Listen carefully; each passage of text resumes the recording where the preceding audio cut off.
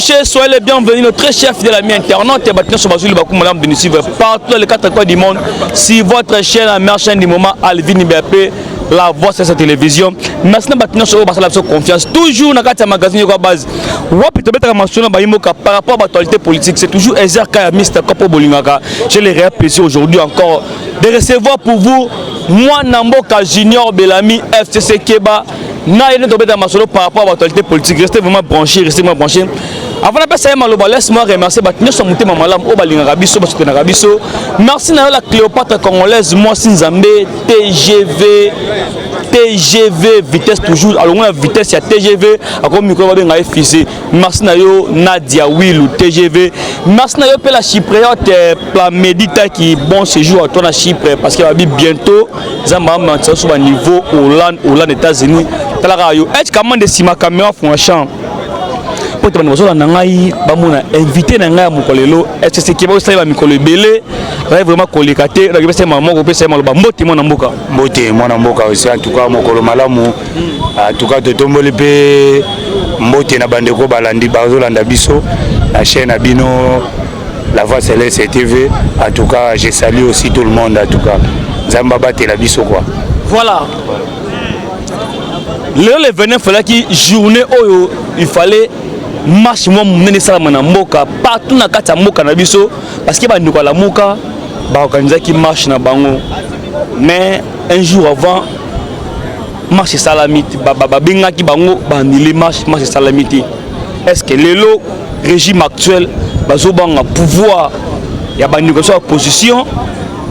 Qu'est-ce qui a fait que bandeko lelo qui marche salamate par rapport à marche munene au campagne salamaki munene ya bandeko la mboka ba organiser ki na kotali sayo mwana mboka makambo to ay koloba wa moni keso tuningeza keso malamu marche salamité mais il faut épingler yango bien ba peuple ba kongomani balanda biso marche salamité. Pourquoi balobi yango pour des raisons insécuritaires, pour les raisons sécuritaires nde saliki marche wana ezala nile momoni bango moko. Ces gens là ils ont compris que le pays n'a pas encore totalement libéré na maboko ya ba criminels bazinga ki baza ko zinga mboka na biso. Et biso to lobaka yango Pablo Escobar est toujours là. Pablo Escobar na ba letina na ye bazali toujours awa. Yo zo mona kaka na kati ya mboka na biso oyo nous avons vu un ambassadeur assassiné à l'est du pays. Et dans notre pays tout peut arriver. Je te dis bien mon frère, tout peut arriver. Un leader politique, c'est soi-disant leader politique, ali ko sala ba marche tout ça, azali ko s'exposer même. Que le loso qui danger moko yé et ko sala retomber nango et ko koya na mutu ya moto azali ko diriger mboka. Bango ndenge bazali na l'opposition wana, bato ala muka ces gens là. Bango baza ko détenir ba secret d'état té. Omoni moto azaka na secret d'état. Ezali bato ba géraka république, bato ba géraka mboka.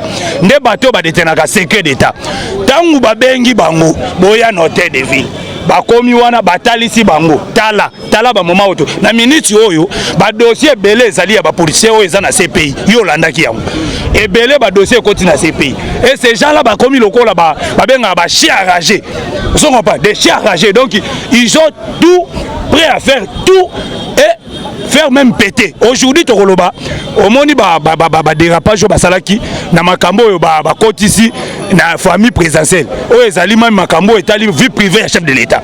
Et voilà, ces gens là omoni Chadar ameka kokima akimi libanda ya mboka kota lufu te bazongisi ye ba ebisi ote zonga wana DG ote na kei kosoma masanga kuna pona mwana ote babandi kokosaka ote na kima kite na ningaki na bimate oh kalingaka bimamboka pona nini pona façon ya ko déstabiliser bazali ko déstabiliser mboka ces gens là et ils sont prêts même à massacrer des leaders politiques. Ils ont prêt même à tuer des leaders politiques. Tozo lo bayango bien tozo ko épingler ndeko na ngai mwana mboka. Il faut bato wana ba comprendre ba ko sala ko opposition na bango ndenge balingi. Ba ko sala ba marche ndenge balingi. Mais to lingi d'abord to silisa nanu ba fugitif nyonso baza na kati ya mboka na biso. Et to longola nanu ba meshi no po mo konza mboka akoza na mission moko te ya mabe ya ko kende ko sala opposant moko mabe na en pleine marche. Mais lokola toza na ba Pablo Escobar oh bazana na bakinga kati na bakolisi na balesina na ye mon frère il faut faire attention et ces gens là ils ont compris ça exactement que non ngobila nde mutaboyi marche te mais ngobila tali si bango seulement gentini ngobila tali si bango que na moment oyo eza moment moko inopportun à contenir ba marche wana inutilement il faut nous bozala la retenir ceux qui boko sala ba meeting hôtel de ville à koluka ndenge nini moyen ya sécuriser ba meeting mais ba marche wana vous êtes trop exposé yango moni ba lobino pour na ba moyen sécurité to salina nous retenir batala na ndenge tolobaki yango ba leader politique ya mboka na biso il faut pas comprendre ba silence oyo ezandeti na ba mwana mboka Jean-Pierre Bemba tata wana et ça ba silence moko ezolakisa que non c'est quelqu'un qui a conserver qu'est-ce qui se passe dans notre pays et qu'est-ce qui va arriver on se comprend na minute oyo mon frère soki to lobby kaka to ndenge bazana ba sentiment na bango ya ba conférence de presse ya ba marche lelo marche la tong marche na pokwa na yebisi yo même la communauté internationale wana ba communauté internationale bazala kambeli ya minu mibale lelo komona que non yo zo kanisa bazali ko soutenir yo ba marche tout ça soki mabe ko lelo paf tu vas assumer lelo mokonzi ya mboka pardon Etienne Tshisekedi wa Mulumba tango toke na élection ya 2011 to perdre élection et sengaki ke to bando sala ba mouvement moko ya makasi à cette époque là et sengaki to sala ba mouvement ya makasi pona ko déstabiliser pouvoir ya Tshisekedi ya Kabila moyebi se ke Etienne nous a dit alobino bola la pongia ba bébé bola la pongia ba bébé silence radio à ce moment là tu vas nous Etienne même pas dans les médias même pas dans la déclaration politique à tout moment tata sengaka ke na communauté atali communauté internationale wana lokola tozo sala ba lobbying mais bazaka toujours na soutien ya mutu oyo il peut faire n'importe quoi mon frère il peut faire n'importe quoi au komona ba ko charger yete ba ko charger te po bangone bazana simana na minute oyo banda patata wana mibale il faut pas comprendre yango trop de marches nous avons un Pablo Escobar dans ce pays na yaso ozo ba terme wana nous avons un Pablo Escobar dans ce pays Pablo Escobar il a dirigé ce pays pendant 18 ans il a fait plus de trentaine de marches pour ne ka baninga na moment la régime na bino bani basa la marche bokomi ko ba secret d'état bokomi ko bisa ba comme écoutez journaliste en politique aussi de au monde ezala ka pena ba coup bango mo baloba yango coup sur coup c'est Chada qui a dit ça que non coup sur coup personne coup sur coup est-ce que balobaki coup sur coup on ba guerre que non bino IDPS au pouvoir bozana minduki biso beto che minduki non ezali langage politique codé ba yebi ba mécanisme nino bango bako mettre en terrain na terrain mais bazape na tous les moyens il y a danger yango bazana ba fortune bana ba mbongo oyo même ba muzitu wana na ba fayulu bazana ngote ces gens là bazana fortune moko mon frère oko imaginer te bakotcha ba moyen wana j'ai pour déstabiliser na yebisu yango na boyi kokota na famille makambo eleki na famille présidentielle makambo etali vie privée à chef de l'état oyo yo po yebo za journaliste mais banani bazala à la base de ça banani bazala à la base de tout ça toujours ces gens là bazui ba monsolo ba wana pona ko déstabiliser au monde ndenge balibane bakotaka cité lelo yo wana tout moment kokotaka palais présidentiel ndenga oyo nani Sami Jamal soki Jamal oyo bakpanda kokotaka cité lelo pour aller tuer le chef de l'état il faut dire ça clairement aussi les Libanais sont prêts lokola ba intérêt na bango komi ko katana na Congo ba komi ko mettre maintenant ba moyen âgé na ko biso même Messi Hassan wana oyo ki ba refouler azaki na fortune Tshisekedi ko poussa na te kilo mako poussa te chef d'état fortune tata wana azaki na Hassan 40 ans dans ce pays azui na ye baga marché en otage donc azui fortune moko des millions de dollars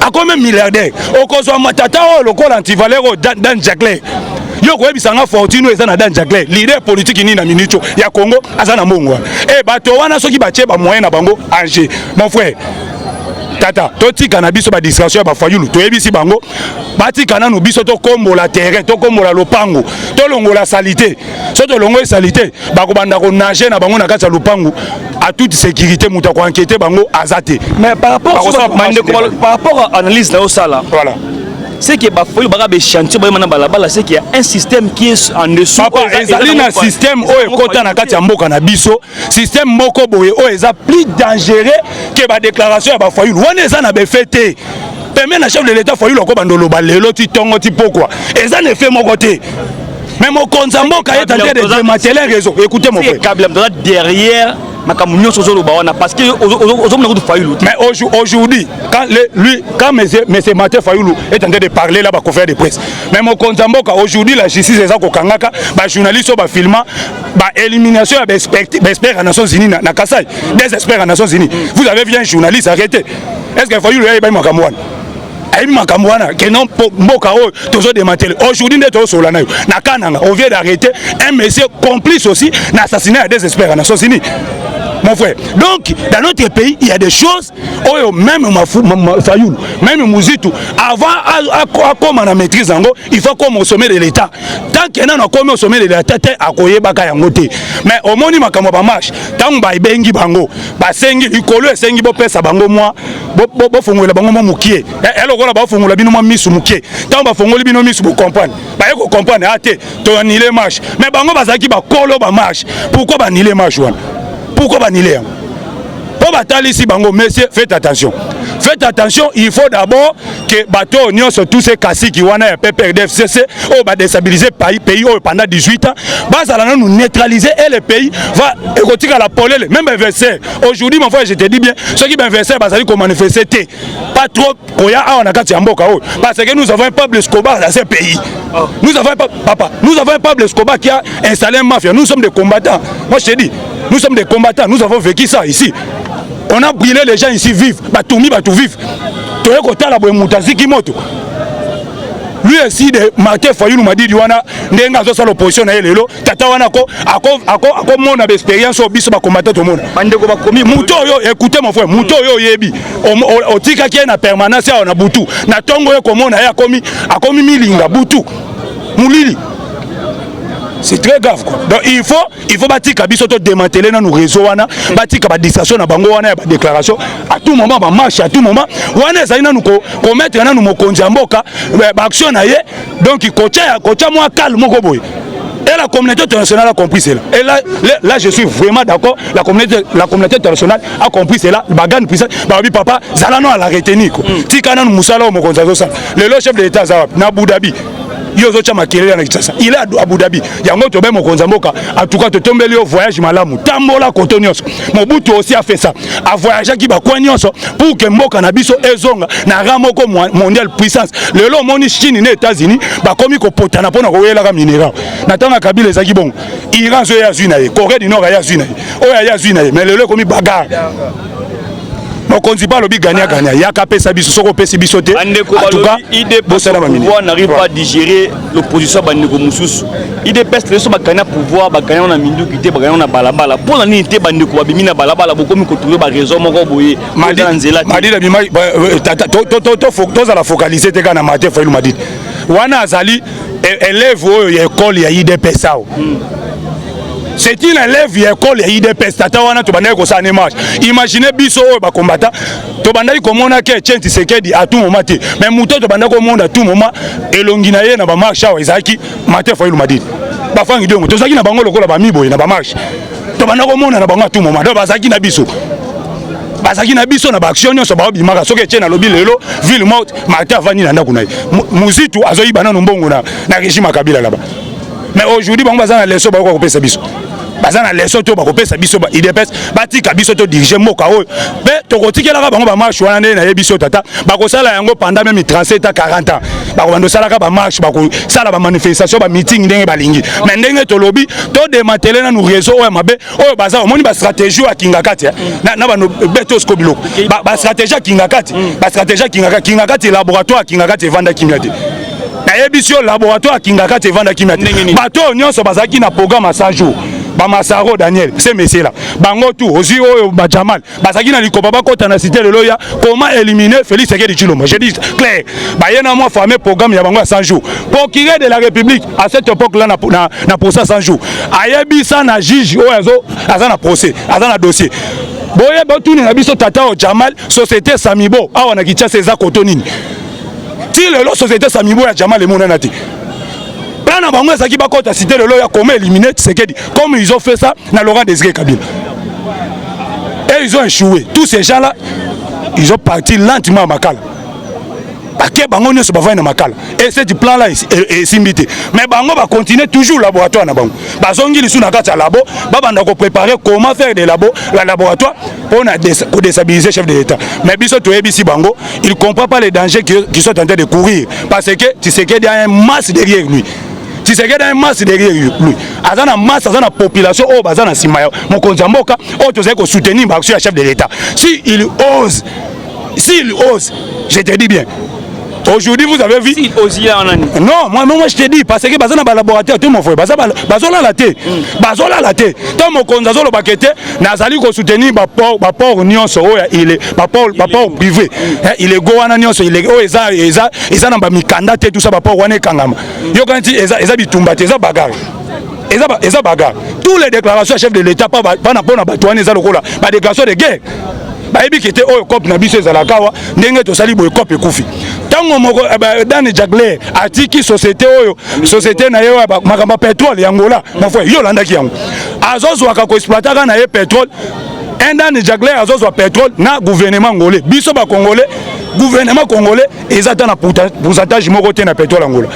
On a un contrat Dani Jagler et c'est un qui va payer combien 250 millions de dollars américains. Pour tata wana tika contrat il y a pétrole entre nous Angola. Aujourd'hui maintenant le gouvernement angolais na gouvernement congolais bazu protocole d'accord ba signer bako pour ba wanda ko exploiter pétrole. Yo moni bato wana ba ko vanda kimia.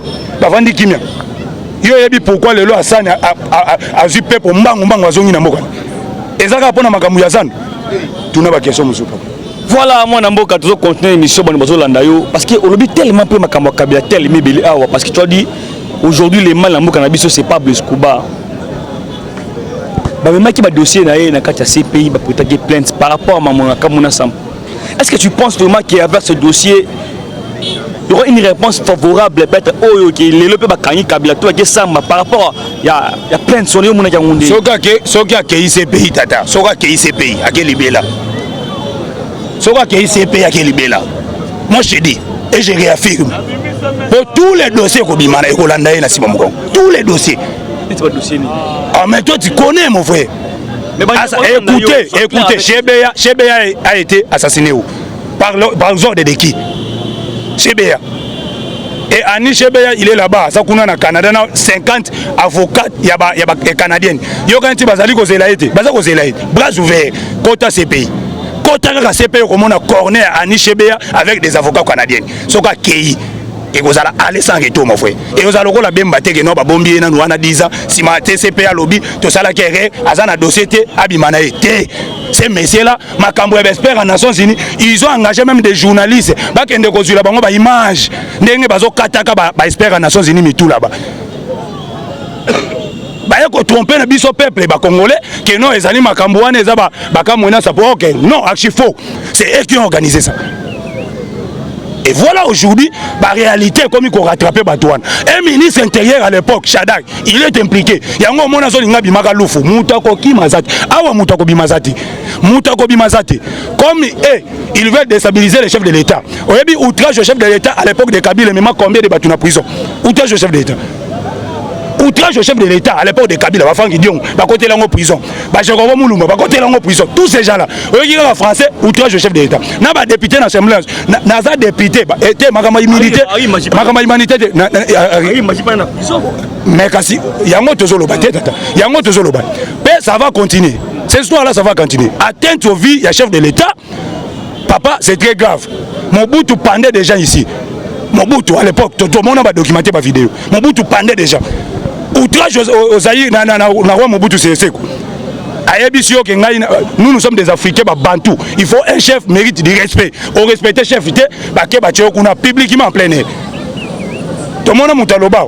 Il y a un autre lobby, nous on ne va pas prendre des gens. Biso toko kene na bango na procédure judiciaire bakangio batalisio be fait na yo mabe na yo salaki. OK, ko te kulbise na prison. Mais quand tu parles de procédure judiciaire, makambo na ba sambisa na mboko bakanga bakiko kanga. Mais pourquoi les makambo so ngelo zonga so sikite bakanga kabelo bakanga da ba par rapport de ça mon attention. Nanu efungwa mate. Moni ba mon frère journal ndeko na ngai ba ndeko bazolanda biso awo.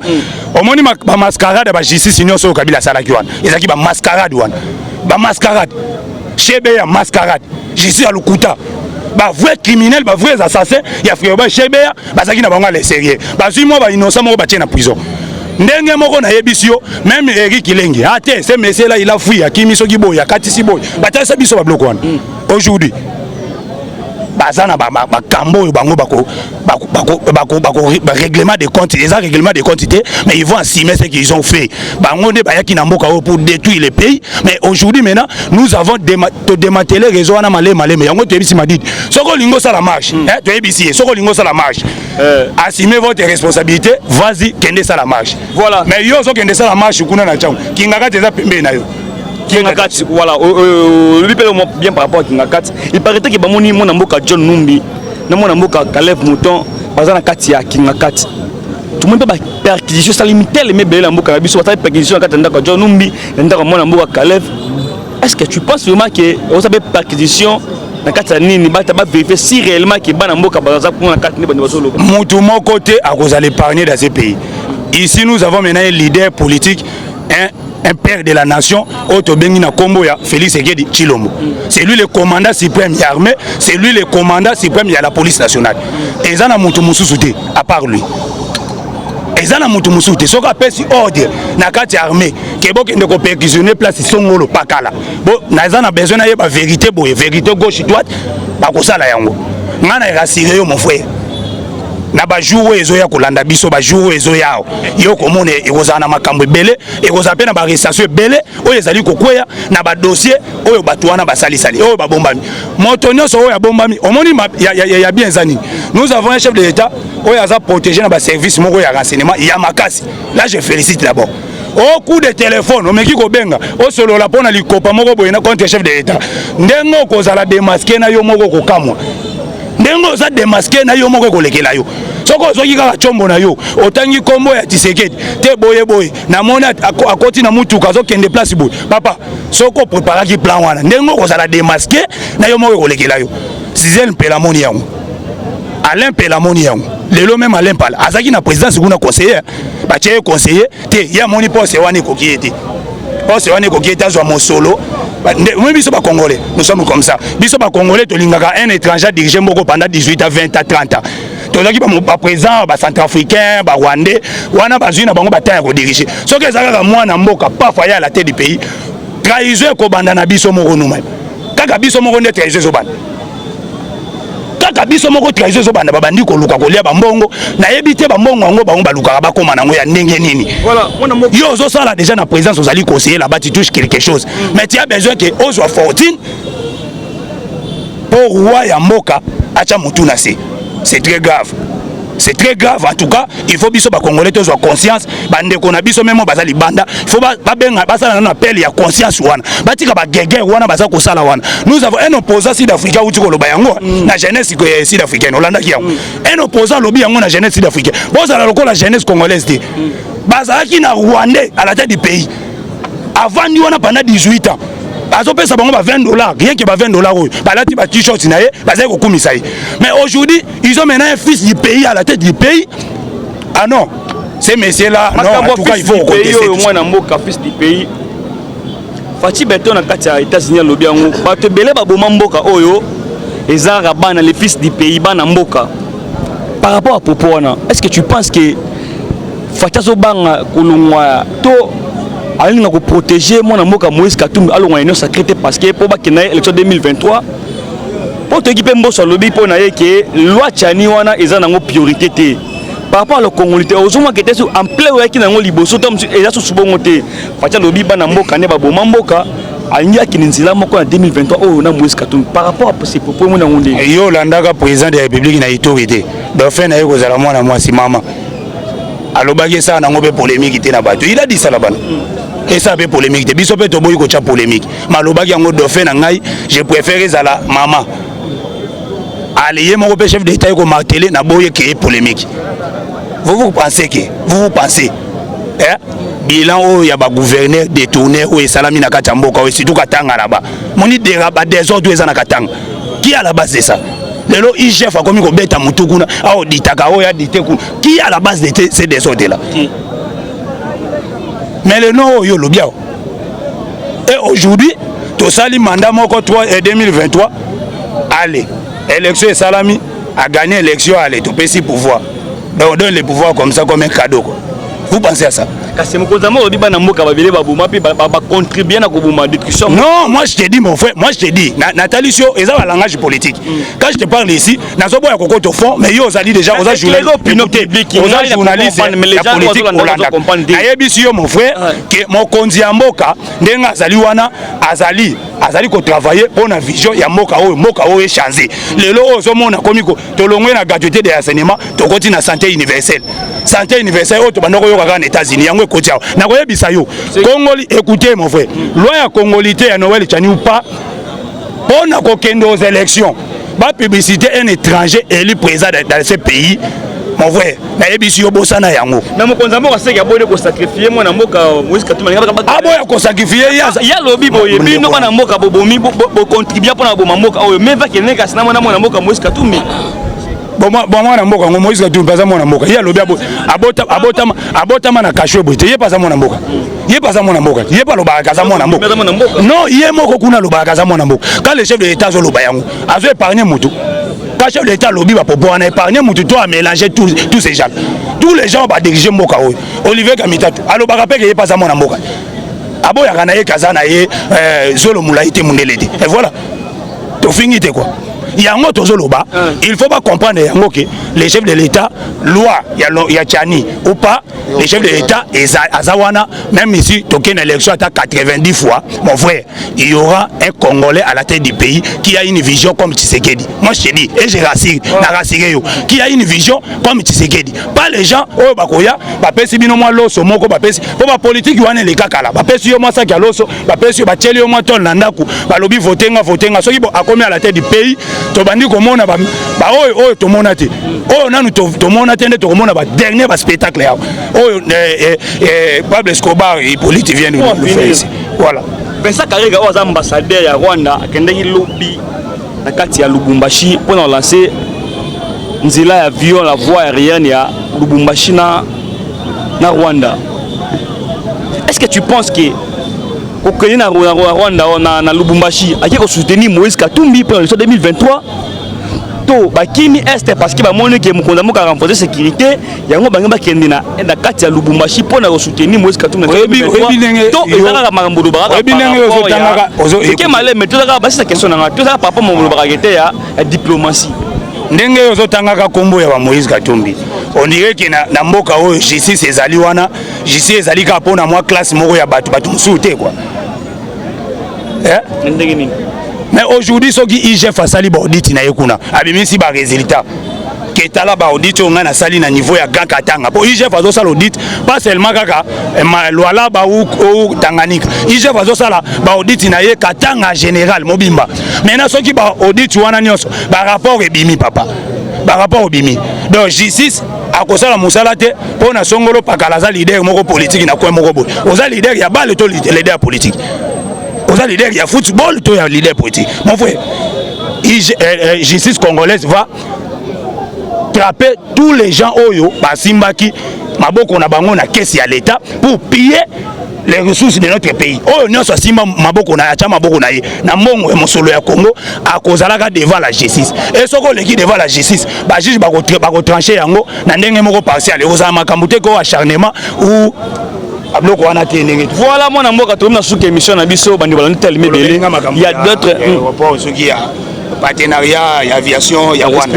Mais ezalika Rwanda te ndeko na ngai. Ezalika Rwanda te. Makambu ya aviation wana tozi ba contrat na ba Kenya, tozi ba contrat. Pourquoi vous citez seulement les Rwanda? Mais les chefs de l'État disent ça. Nous avec les Rwanda na to rappela bino ba bloko wana trop. Pe mo konza mboka loba yango pe tellement trop. Donc voilà, écoutez. Kozwa Rwanda pas ya individu. Tozwa Rwanda ya État.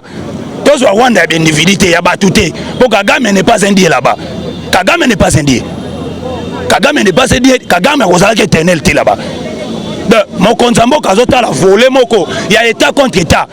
État et na État. Et ça c'est que ba individu ba personnalité ya batu non. Parce que aujourd'hui mon konzaloba qui France na Allemagne. Bazalaka ba ennemi te papa. Bazalaka ba pire ennemi.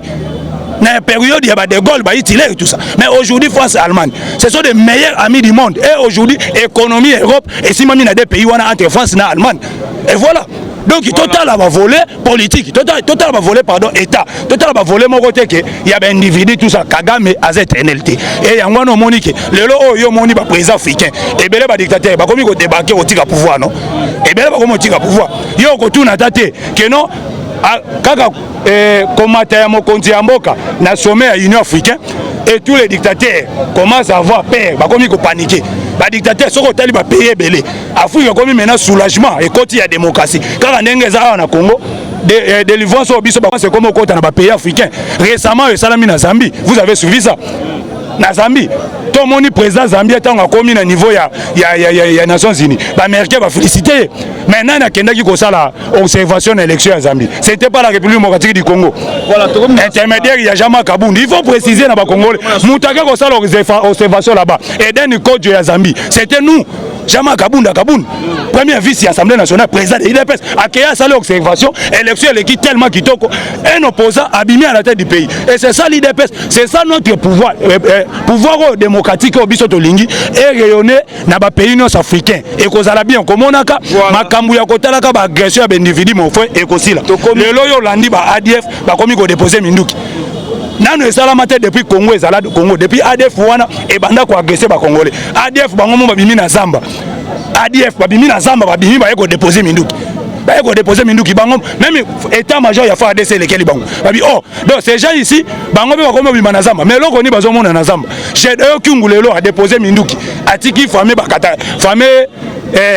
Katakatanga. Pourquoi j'ai eux qui ont abîmé Nazamba? Et là, quoi, Bango, voilà, il y a tant de choses à Robert Tamasolo, mais le temps nous fait défaut. Il y a d'autres questions à faire tout le monde. Tout le numéro de téléphone, vite, pas de bandeko, pas de base, mais le numéro de téléphone. Numéro de téléphone des alliés, numéro de téléphone des alliés, plus 243 91 02 47 120. Plus 243 91 02 47 120. En tout cas, si vous avez aimé cette émission, en tout cas, Botine de la Bisso, j'aime, mais l'intimidation, abandonner les politiques et l'intimidation, nous sommes des combattants. Donc nous sommes des combattants, nous sommes libres de parler. Donc on est combattants, même il y a Poto, même il y a Awayakin, tous sont libres de faire des opinions, to lobby yango. Ce que si on a mouté, c'est que vous êtes concerné, yebi makambo to lobby. Voilà. Déranger au osepela nango lobi a jeune oyo abeti biloko ya solo to lobi yango pour intérêt ya mboka oyo pour intérêt ya mboka soki ba opposant na biso ba kochaka matoi mangongi to boyi mokonzi ya mboka zwa ber ke na mandat na ye un leader opposition moko boye songolo pakala voilà akufaki to akotaki mabele na mandat ya mokonzi ya mboka on n'a pas besoin de ça to lingi ke avant ba opposant wana ba bandosala ka ba manifestation na bango ndenge balingi po ba kosala yango ebele biso ba combattre to sala yango ebele to lembi pe kosala ba manifestation ba marche to tika ina opposition wana basala ba marche mais to sengi bango to démasquer na no réseau ya Pablo Escobar na ba colite na baletina na voilà papa maman yo que ces pays wana komona ke voilà papa maman yo na poto yo za wapi 2023 ngombe kezoya tu cherches une personne la tête bien faite pour na kolobela yo Junior Belami là la tête bien faite un combattant un rangé on a toujours au forum moulin pour vous informer beaucoup ta contact na pour soutenir et pour aider parce que 2023 oh makamo tellement makasi bo songaye vraiment et ça la tellement qui toque j'ai fini makam voilà être caméra merci na base nebo ya makabiso toujours babi oza yoka base bo soutenir pe base merci na être caméra si makama to lobi j'ai fazongi simbongo na ministère à sport bali bayiba voilà j'ai fazongi si yango na trésor public voilà merci na base no sur le biso bye bye